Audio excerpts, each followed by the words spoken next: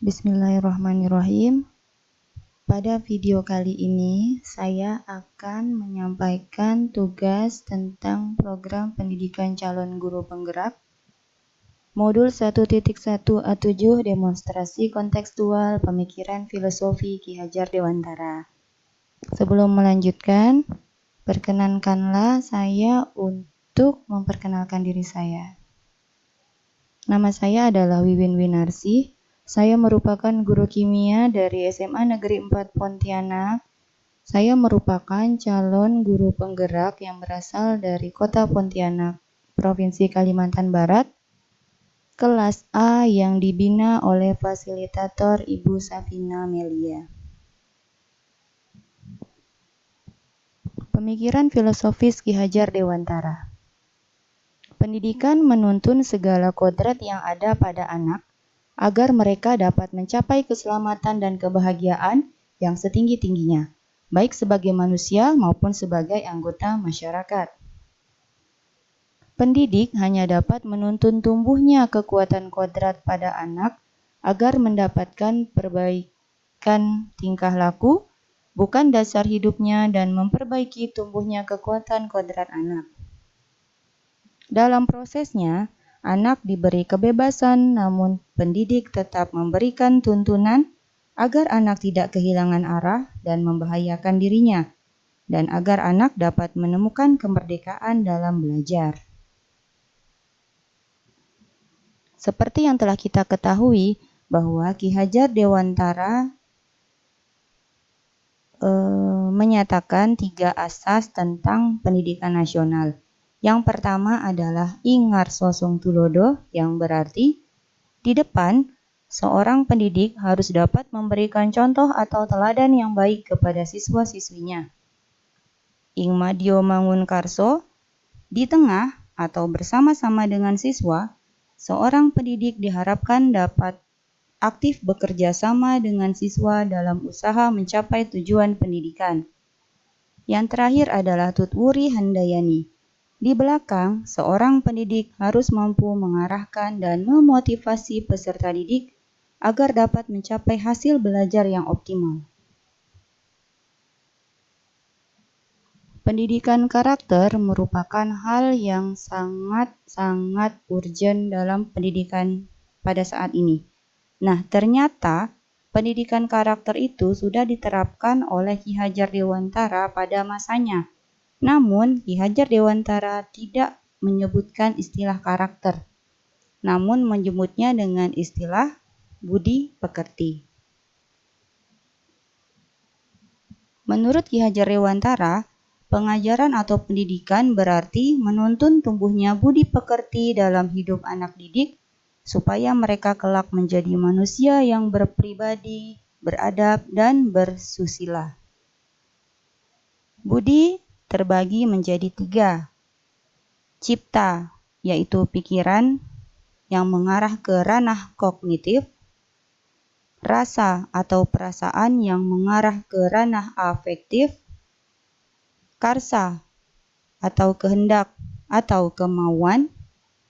Dan pekerti yang bermakna raga atau tenaga yang mengarah pada psikomotorik. Jadi kesimpulannya adalah budi pekerti merupakan perpaduan antara gerak pikiran, perasaan atau kehendak atau kemauan sehingga menimbulkan tenaga.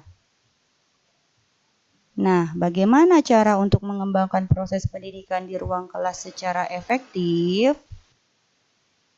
Ki Hajar Dewantara mengemukakan 3 asas yang disebut dengan asas trikon. Kon yang pertama adalah continue. Maksudnya adalah pengembangan pendidikan yang dilakukan harus berkesinambungan, dilakukan secara terus-menerus dengan perencanaan yang baik. Kon yang kedua adalah konvergen. Merupakan pengembangan pendidikan yang dilakukan dapat mengambil dari berbagai sumber di luar, bahkan dari praktik pendidikan di luar negeri. Praktik-praktik tersebut dapat kita pelajari untuk nantinya disesuaikan dengan kebutuhan yang kita miliki sendiri. Sedangkan kon yang terakhir adalah konsentris, bermakna Pengembangan pendidikan yang dilakukan harus tetap berdasarkan kepribadian kita sendiri. Tujuan utama pendidikan adalah menuntun tumbuh kembang anak secara maksimal sesuai dengan karakter kebudayaannya sendiri. Nah, kesimpulannya adalah pendidikan dan pengajaran merupakan hal yang tidak dapat dipisahkan. Pendidik tidak dapat merubah kodrat anak, namun pendidik hanya dapat menuntun anak untuk tumbuh menjadi manusia yang lebih baik. Tujuan pendidikan adalah berorientasi pada anak. Pendidik harus menjadi teladan yang baik, mampu berkolaborasi dengan anak, menjadi pendorong dan penyemangat anak dalam mencapai tujuan anak, membebaskan anak dari segala ikatan, dengan suci hati mendekati sang anak, dan pendidik berhamba pada sang anak. Berhamba di sini adalah menciptakan pembelajaran yang berpusat pada anak dengan arahan dan tuntunan dari pendidik. Tujuan pendidikan juga menciptakan profil pelajar Pancasila yang beriman, bertakwa kepada Tuhan Yang Maha Esa, berakhlak mulia, berkebinekaan global, gotong royong, mandiri, bernalar kritis, dan kreatif untuk menciptakan kemerdekaan dalam belajar.